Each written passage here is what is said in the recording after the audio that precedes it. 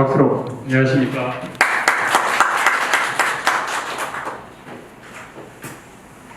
방금 사회자로부터 소개받은 김동욱 교수입니다. 이번 시간에는 이제 ICT 기술 트렌드하고 그다음에 거기에 따른 R&D 사업 계획서 작성하는 방법에 대해서 좀 여러분들하고 같이 살펴보도록 하겠습니다. 순서는 다음과 같습니다. 트렌드를 먼저 봐야 우리가 어떤 포커스를 잡을지 알 수 있는데요. 15대 기술 트렌드 주요 마일스톤이 이제 작성되어 있어 지금 운영이 되고 있습니다. 첫 번째로 이제 우리가 살펴봐야 될 게 차세대 통신인데요. 차세대 통신하면은 이제 이동통신 쪽을 우리가 이제 바라볼 수가 있겠는데요. 5G 서비스가 이제 차세대 통신의 가장 하드라고 볼 수 있는데 5G 서비스는 이제 지금 정상적으로 제대로 되고 있지 않는 상태이기 때문에 여러분들이 5G 서비스에 대한 체감을 느끼지 못하게 되는 거죠. 그래서 5G 서비스는 이제 FR1과 FR2로 이렇게 나누어져 있는데 3.5기가 대역의 이제 주파수 대역의 서비스가 있고 28기가 대역의 서비스가 있는데 현재 여러분들이 이제 지금 서비스를 받고 있는 게 3.5기가 FR1의 서비스를 받고 있어요. 그런데 이제 FR2 서비스를 제대로 여러분들이 받게 되면은 이 5G 서비스에 이제 진짜 추구하고 있는 3초 우리가 초연결, 초빅데이터 뭐 이런 3초 서비스를 받게 되면은 여러분들이 이게 5G 서비스로 하고 체감을 느낄 수가 있을 것입니다. 아직 그런 서비스가 지금 FR1에서만 운영되고 있기 때문에 그걸 여러분들이 느끼지 못하고 있다는 것 좀 참조를 해주시고, 그래도 이제 어차피 5G 서비스를 가야 되니까 5G 서비스에 여러분들이 중점적으로 체크를 해볼 필요가 있다 이렇게 보시겠습니다. 특히 이제 이 실감 지능 엣지 플랫폼 같은 것들이 이제 굉장히 중요한 사항이고, 그다음에 초저지연, 초연결성이 돼야 앞에서 얘기하는 IoT 서비스가 현재 우리가 IoT 서비스가 제대로 되고 있지 않잖아요. 그래서 이 5G 서비스가 정상적으로 잘 된다라면 초연결성이 이제 이루어집니다. 그러면 진짜 우리가 원하는 IoT 서비스를 받을 수가 있겠죠. 그 다음에 이제 인공지능, 우리가 인공지능 쪽의 서비스하고 제품 이렇게 분류를 해서 우리가 보게 되겠는데요. 인공지능 오픈 API 서비스를 지금 현재 하고 있잖아요.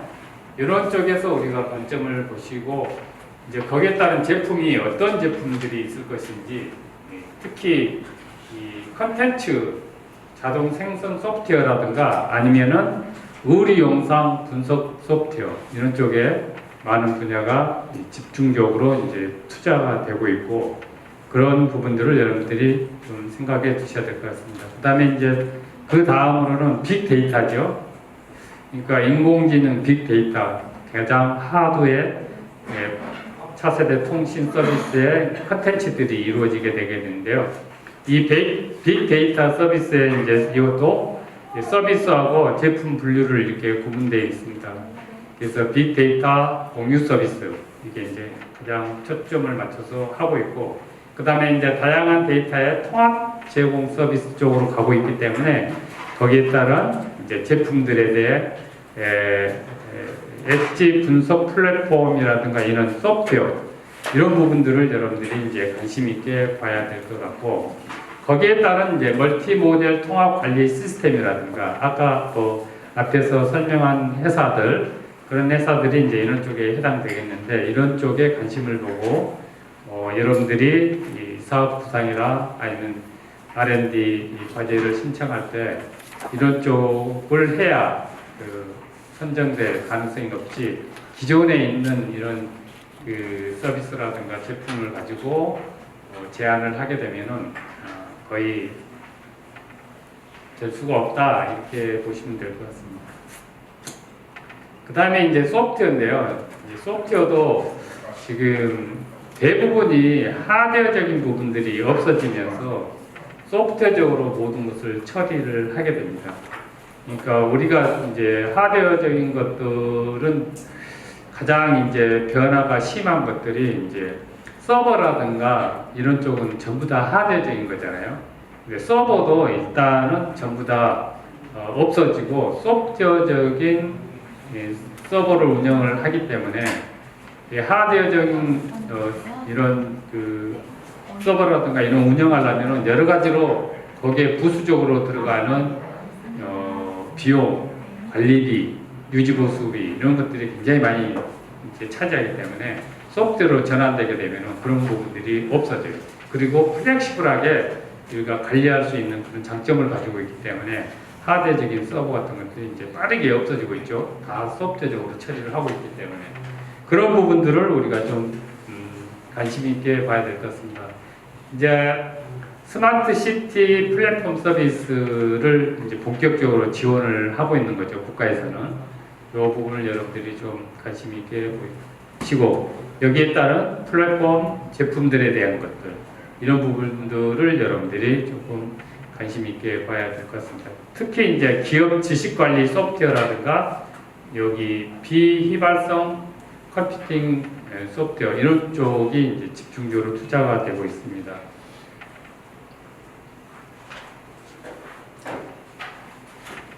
자, 이제 클라우드 서비스, 클라우드 컴퓨팅 그러니까 아까 같은 하드적인 것들이 대부분 이제 많이 급속도로 없어지고 있기 때문에 이 클라우딩 컴퓨팅으로 대체가 되고 있는 부분이고요. 거기에 대한 클라우드 엣지 플랫폼이라든가 아니면 서비스 지향형 HD 솔루션이라든가 이런 쪽에 여러분들이 좀 관심 있게 좀 봐야 될 부분이라고 보여집니다. 방송 미디어 쪽은 이제 우리가 대부분이 오감 미디어 스페이스 서비스 쪽으로 이제 지향을 하고 있고 거기에 따른 이제 그 홀로그램 영상이라든가 촬영 시스템 이런 부분들이 이제 뒤따라 줘야 되기 때문에 이런 부분들을 우리가 좀 관심 있게 보고 제안을 해야 되지 않을까 생각을 하고 있습니다. 디지털 콘텐츠 AR, VR 이건 너무나 보편화되는 그런 부분으로 가고 있기 때문에 특히 우리가 일상생활에서 이제 이게 아바타 시스템이라든가 이런 쪽이 아주 이제 일상화되는 그런 현상으로 지금 가고 있습니다. 거기에 따른 이제 서비스 이 아바타 시스템에 대해서 대부분 소프트웨어적인 것들이 많이 치우쳐져 있고요. 그래서 이러한 디지털 콘텐츠에 대해서 여러분들이 집중적으로 이제 구상을 하면은 좋은 결과를 얻을 수가 있겠고요.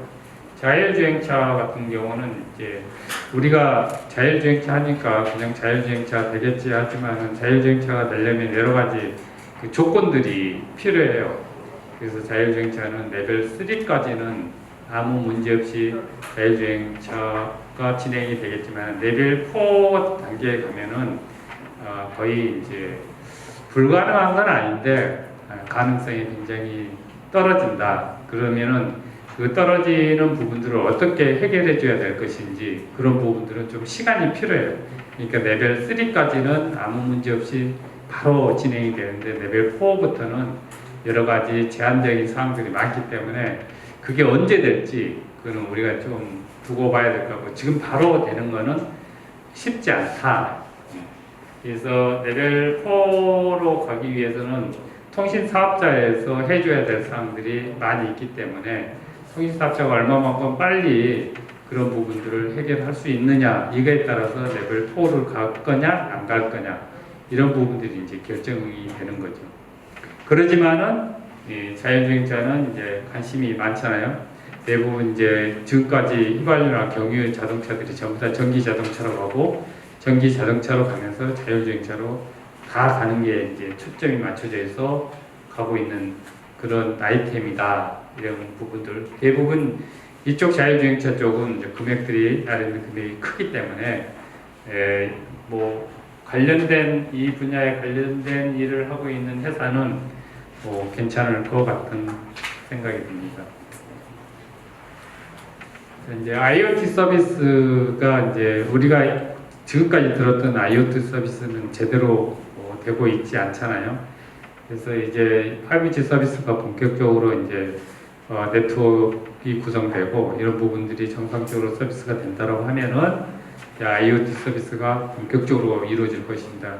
IoT 서비스가 되면 정말로 아주 편리한 그런 도시에서 우리가 가정에서 생활할 수 있는 그런 서비스가 되기 때문에 이런 IoT 서비스도 관심을 가지고 좀 봐야 되겠지만 IoT 서비스 쪽의 그 제품이라든가 이런 부분들은 이제 회사 규모가 조금 작은 중견기업 이하 쪽에서 좀 봐야 될 것 같고 그 이상 되는 기업들은 그렇게 크게 메리시 없지 않을까 싶어요.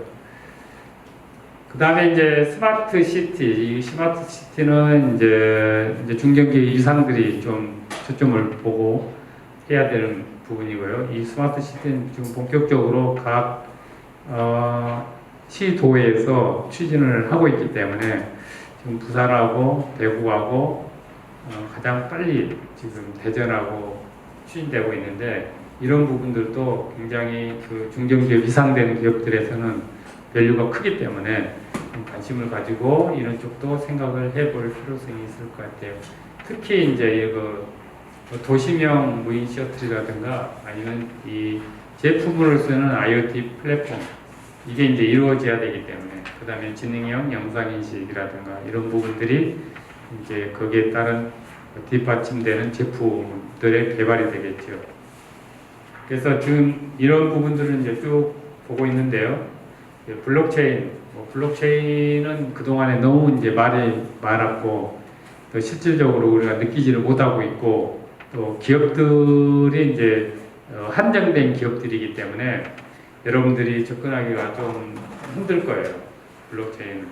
그리고 이제 이쪽에 일하는 기업들이 그렇게 많지 않고 사람 구하기가 힘드니까 지금 밸류가 좀 큰 쪽에서 이쪽을 바라봐야 될 것 같습니다.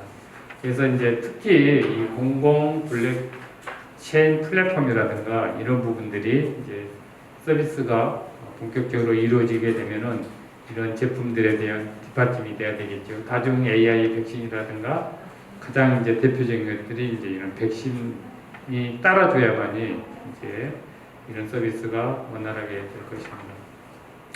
그래서 블록체인이란 보안이 이제 거기 앞에서 얘기하는 모든 서비스에 이 15대 기술 로드맵 주 마일스톤의 가장 핵심이 되는 것이 보안이 따라오지 않으면은 앞에 있는 이런 핵심 기술들에 이루어지지 못하잖아요. 그래서 굉장히 빠른 속도로 기술이 변하고 있기 때문에 이런 부분들도 우리가 좀 관심을 가지고 볼 필요가 있다 이렇게 보시면 될 것 같습니다. 그래서 앞에서 그 설명했던 기업들도 지금 이 기술 로드맵을 좀 보시고 같이 융합했으면은 더 좋은 제품들이 나오지 않을까 그렇게 생각이 듭니다. 지금까지 우리가 이제 지금 흘러가고 있는 ICT에 대한 기술 로드맵을 이제 살펴봤고요. 이런 로드맵에 따라서 우리가 접근을 해야 되기 때문에 국가에서 돈을 줄 때는 항상 기존의 것은 별로 관심을 갖지 않고 새로운 쪽에만 계속 이렇게 관심을 가지고 그걸 이제 추진을 해야 되기 때문에 돈 예산 배정을 그쪽에다 많이 하게 되는 거죠. 그래서 우리가 ICT 기술 로드맵을 살펴봤고, 그러면 정부 예산은 어떻게 지금 추진되고 있는지 한번 볼까요? 자, 20년 올해죠. 24조 원의 이제 예산을 편성을 했습니다. 그리고 21년에는 이제 27조 원으로 지금 예산이 편성되고 있는데 지금 더 추가해야 되느냐 안 해야 되느냐 이제 그런 단계에 있어요. 27조 원은 거의 뭐 픽스가 되지 않을까. 미니만 27조 원은 된다. 그렇게 보시면 여러분들이 될 것 같습니다. 특히 이제 SOC보다 R&D 예산이 훨씬 더 많이 된다. SOC보다 R&D가 이제 더 집중적으로 예산을 지원해 주겠다는 것은 기업의 많은 지원을 고루 많은 기업한테 혜택을 주겠다는 그런 의도가 많이 깔려 있는 거죠. 그리고 기존에 7년 이상 되는 기업들한테는 특히 이제 국가에서 볼 때는 자생력을 가지고 있다. 그렇기 때문에 7년 이상 된 기업에 대해서는 그렇게 많은 투자를 하지 않고 초기 기업들, 신생 기업들, 뭐 이런 기업들한테 집중적으로 이제 투자를 해주는 방향으로 가고 있는 거죠. 그래서 이제 이런 부분들이 예산에 대해서도 우리가 이제 어떤 쪽에 예산이 많이 편성되어 있는지 이런 부분들도 우리가 살펴봐야 되겠죠. 그 다음에 이제 이 중기부에도 이제 여러 부처에서도 이제 진행을 하고 있기 때문에 중기부에서는 주로 이제 특히 R&D 쪽에 치우쳐 있고, 그 다음에 여러 각 부처에서 하는 것은 이런 그 응용 서비스 쪽에, 확산 서비스 이런 쪽에 이제 더 많은 비중을 두고 하고 있다는 거 여러분들이 아시면 좋을 것 같습니다.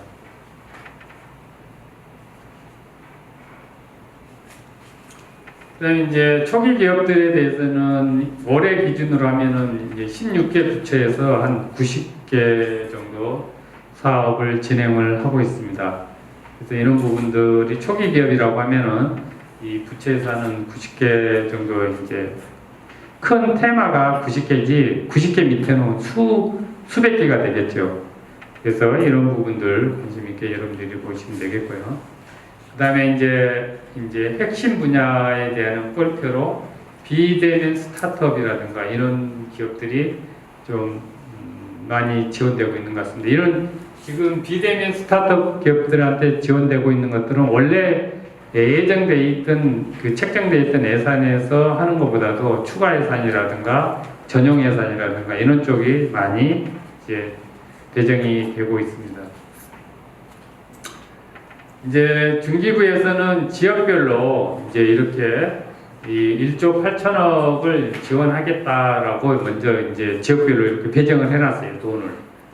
그래서 이걸 참조를 해서 어떤 지역의 어떤 아이템, 그리고 어느 지역에서 우리가 어느 지역에 접근을 해야 쉽게 접근을 할 수 있을 것인지. 서울, 경기 쪽은 많이 기업들도 많고 유능한 기업들이 많기 때문에 아무래도 치열하겠죠. 그래서 서울, 경기를 피해서 여러분들이 할 수 있는 방법도 한번 보시면은 도움이 되지 않을까 이렇게 생각이 되고요. 자, 이제 한 2조 2천억 정도 증액된 것을 보면은 우리가 보건, 복지, 고용 쪽에 좀 많이 치우쳐 있는 것 같고요. 그 다음에 이제 뭐 교육이라든가 국방 이런 쪽. 그래서 전체 요 동그라미 표시되어 있는 거 있죠. 이게 큰 게 그쪽에 많이 배정되어 있는 거다. 이렇게 여러분들이 보시면 될 것 같습니다. 이건 사업계획서 여러분들이 뭐 많이 작성을 해보았기 때문에 아마 쉽게 접근을 하실 수가 있을 것입니다. 제가 시간상 제가 간단하게 하면서 여러분들 지나가도록 할 건데요. 자, 지원 내용을 우리가 봐야 되겠죠. 지원 조건이 어떤지 먼저 보고 우리가 접근을 하고, 그 다음에 이제 지원 분야, 특히 이제 과제명을 어떻게 우리가 작성할 것인지 이것도 중요한 거고, 그 다음에 신청 자격도 여러분들이 이제 잘 살펴봐야 될 것 같습니다. 이런 부분들을 살펴본 다음에 우리가 이제 접근을 하면은 전산 접수를 해야 되겠죠. 그 다음에 사계획서 작성하고 서류 제출하고 이 과정을 이제 거치게 되는 것입니다. 앞에서 사업 공고에 대한 한번 비유를 해보고 이제 실질적으로 우리가 이렇게 접수를 하게 되는데, 자, 이제 지원 범위를 보면은 앞에서 봤던 지원 범위, 이 사업에 대한 특징이 지원 범위가 무엇이냐, 어디에 해당되느냐라는 것을 여러분들이 보셔야 돼요. 그래야 그 사업 지원 공고된 사업하고 매칭이 되는 거니까. 그래서 이렇게 한번 보시면은 도움이 될 것 같습니다. 그 다음에 이제 도입 단계는 어떻게, 어느 위치에 해당되냐. 1단계부터 9단계까지 나누어서 이제 지원을 하고 있는데, 지금 예를 들어서 뭐 사업화라고 하면 9단계니까 T5죠. 그죠? 양산, 실용화 단계, 시제품 단계. 그래서 이 밑에 쪽은 뭐 금액들이 굉장히 작고 일이 올라갈수록 금액들이 커지는 거기 때문에 대부분 여러분들이 한 8단계, 9단계 쪽에 접근을 해야 될 것 같아요. 여기 오신 분들은 이제 기업이 어느 정도 자리를 잡고 있기 때문에. 자, 이제 사업계획서를 작성해야 되는데, 사업계획서의 가장 중요한 거는 이제 그 타이틀입니다. 사실은 내용보다도 가장 중요한 거는 이제 과제명 타이틀을 어떻게 작성할 것이냐가 이제 초점이죠. 그래서 과제명은 아까 앞에 나와 있는 15대 기술 로드맵에 해당되는 것을 꼭지를 잡아서 과제명을 쓰시는 게 확실하게 눈에 와닿고 거기에 대한 큰 무리가 없을 것입니다. 그 다음에 이제 작성할 때는 우리가 과제명이 가장 중요하니까 거기에 속성이 포함되는 것을 원칙으로 해서 우리가 작성을 하시면 되겠고요. 특히 이제 이 R&D 목표를 뚜렷하게, 그러니까 과제명, 그 다음에 R&D 목표, 이게 이제 뚜렷하게 한눈에 보일 수 있도록 여러분들이 간결하게 작성을 해주시면은 심사위원들이 볼 때 바로 눈에 볼 수 있는 그런 상태가 되는 거죠. 자, 이제 기술에 대한 개요를 쓰는데 가장 중요한 게 우리가 뭐 15페이지에서 25페이지까지 이렇게 작성을 하잖아요. 근데 심사위원들이 사실은 그걸 다 볼 수는 없어요. 그리고 하루 종일 똑같은 내용들을 계속 보기 때문에 그 실증이 나고 또 집중력이 떨어지는 거죠. 그 집중력이 떨어지기 때문에 첫 장이 가장 중요하다. 바로 첫 장. 피곤한 심사위원들이 다 읽어볼 수는 없다는 거죠. 심사위원도 인간인지라 또 계속 똑같은 거 반복하니까. 그래서 첫 장이 가장 중요한데 이 첫 장을 어떻게 심사위원들한테 각인을 보여줄 수 있는 그런 메시지를 줄 것인가, 그런 부분들을 가장 먼저 생각을 해야 되겠고요. 그 다음에 이제 이게 한눈에 개발하고자 하는 제품, 기술이 무엇인지, 지금 이 사업은 뭘 개발하려고 하는 건지 그냥 딱 첫 대면에서 보여줄 수 있어야 된다는 거죠. 그게 아니면은 다음 장을 그렇게 관심 있게 보지를 못하는 거죠. 그 다음에 이제 연구과제 사업계획서 작성을 고려할 때 그림이나 도표, 사진, 샘플 이런 것들을 가시적인 내용을 자꾸 제시하는 게 좋아요. 그림으로 제시하는 게 좋다. 글로 막 쓰는 것보다 그림을 딱 보고 바로 한눈에 볼 수 있도록 해주는 게 가장 핵심 포인트다, 이렇게 보시면 되겠고요. 자, 이거는 여러분들 한번 읽어보시고 이제 똑같아요. 이것도 이제 발표를 어떻게 할 것이냐는 거죠. 이제 서류를 통과했으니까 발표를 해야 되잖아요. 발표를 하려면은 이제 간략하게 우리가 정확하게 메시지를 전달할 수 있는 것이 이제 주 생산품, 회사에서 무엇을 하고 있는데 지금 개발하려고 하는 게 무엇인지 이게 매칭이 되도록 이렇게 설명해 주시는 게 좋고, 그 다음에 이제 회사 연역이라든가 회사 내용이라든가 이런 것들은 뭐 빠르게 넘어가야 되지, 그쪽에서 너무 시간 끌면은 나중에 저쪽 진짜 발표하려고 하는 곳에서 제대로 전달을 못하니까 핵심적인 그런 부분들을 여러분들이 해주시면 될 것 같습니다. 그 다음에 이제 기술 목표를 요약하는 거예요. 기술 목표. 요게 이제 우리가 가장 핵심적인 전달할 수 있는 것을 여기다 집어넣는 거죠. 그러나 여기도 물론 간단 명료하게 해서 그림이나 이런 거로 보여주고 설명을 해줬을 수 있도록 여러분들이 하는 게 가장 좋은 방법이라고 생각이 됩니다. 다음에는 이제 뭐 이런 부분들이 있어요. 뭐 상세 개발 내역이라든가 기대 효과, 매출 계획, 사업비 내역 이런 부분들은 대부분 다 그냥 뭐 비슷비슷하고 그냥 넘어갈 수 있는 부분이기 때문에 뭐 될 수 있으면 정확하게 해줘야 되겠지만은 큰 비중은 없다, 이렇게 보시면 될 것 같습니다. 이제 우리가 이제 사업계획서 서류도 제출했고, 그 다음에 이제 발표를 해서 우리가 이제 그 과제를 우리가 할 수 있도록 하기 위해서는 어떻게 해야 될까?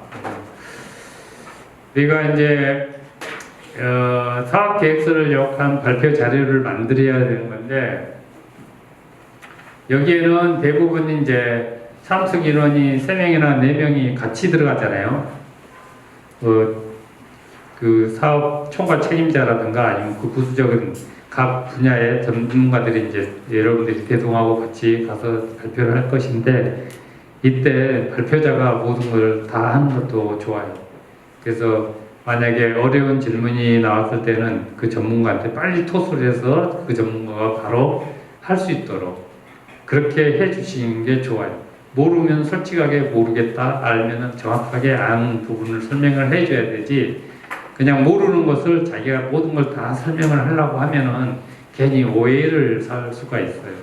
그래서 앉아있는 심사위원들은 대부분 다양한 부분들이 앉아 계시거든요. 대학 교수들이 3명, 그 다음에 뭐 세무, 회계 1명, 그 다음에 뭐 투자 이런 사람들이 1명, 이렇게 골고루 있기 때문에 발표하는 사람이 기술적인 내용은 다 잘 알 수 있지만은 그런 세세한 회계라든가 뭐 이런 세무라든가 이런 부분은 잘 모를 수가 있기 때문에 그런 부분들은 바로 토스해서 부수적인 설명을 해줄 수 있도록 그렇게 해주시는 게 가장 좋다. 그냥 솔직하게 얘기해주고 부족한 부분이 있으면 죄송하다, 더 보완하겠다 이렇게 해주시면은 그 접수를 여러분들이 많이 얻을 수 있는 그런 부분들이 있습니다. 자, 해서는 안 되는 것들에 대해서 간단하게 이제 이 정부 과제는 브로커들이 좀 많이 있어요. 브로커들이 하는 일들이 중간에 매개체 역할을 해서 작성도 잘하고, 이 작성을 누가 했는지도 금방 심사위원들은 알 수 있어요. 그렇기 때문에 여러분들이 직접 작성하는 게 가장 좋다. 이렇게 좀 부족한 점이 있더라도 직접 하시는 게 좋은 것입니다. 자, 이제 제가 시간을 맞추기 위해서 좀 간단하게 이렇게 설명을 드렸는데요. 혹시 뭐 궁금한 사항이 있으면 질문을 받도록 하겠습니다. 네, 간단히 하나 질문하겠습니다. 여기 이제 시간이 정해져 있다 보니까 여기 이제 다 담지를 못했는데, 혹시 이제 정부 부처에서 그냥 샘플 같은 자료를 뭐 갖고 있는 분들도 다 갖고 있는 분은 갖고 있을 텐데, 그래도 또 갖고 있다가 잊어버리고 하니까 우리 경기정보산업협회 밴드나 경기정보산업협회 홈페이지나 뭐 특히 밴드 같은 데에 다른 부처의 진원더라도 또 내년에는 금방 다가오니까, 그리고 또 이게 보면 상반기에 아무것도 나오고 또 한 6월달 정도 되면 또 공고가 날 수가 있잖아요. 그래서 중기부나 뭐 산자부나 가기부나 그 산하에 있는 기관들 혹시 자료 같은 거 좀 있으면은 참고로 좀 올려놓을 수 있겠어요? 그 훌륭한 이제 사업 계획서 작성된 것들을 그걸 말씀하는 게 아니고, 그러면 더 좋지만 네. 끝까지는 뭐 요구하는 건 무리고요. 그냥 저 정부 부처에 있는 공고 내용, 사업 공고 내용. 네, 예. 네. 아니, 그 사례를 해주면 고맙겠지만 네. 그거는 뭐 본인의 프라이버시고 본인의 작성된 사례를 그거는 요구하는 거는 무리고, 그거 말고 정부 부처에 그냥 공고 나는 것들을 보면은 좀 혹시 관심 있으면은 볼 수가 있으니까는요. 샘플 관심 있는 거는 뭐 개별적으로 물어봐야죠. 일단 그 협회라는 그 부처에서 사업 공고했던 내용 이런 부분들하고, 그다음에 사업 부처에서 그 잘 작성돼 있던 샘플 이런 부분들은 협회에다가 이제 제공을 해드릴 건데, 그게 이제 지금 바로 올해 거 같은 경우는 안 되잖아요. 지난 거를 여러분들이 참고 사항으로 할 수 있도록 그것을 이제 전달을 하도록 그렇게 하겠습니다. 추가적인 질문이 없으시나요, 혹시? 그러면 그 R&D 사업 계획서 작성법에 대해서 실은 이게 준비하는 사람들 입장에서 상당 그 오랜 경험에 의해서 이렇게 아주 쉽게, 그러면서 평가 이런 측면에서 어떻게 하면 또 잘 점수를 받을 수 있을지 그런 어떤 고려 포인트까지도 아주 자세하게 설명을 해주셨습니다. 김동욱 교수님 고맙습니다.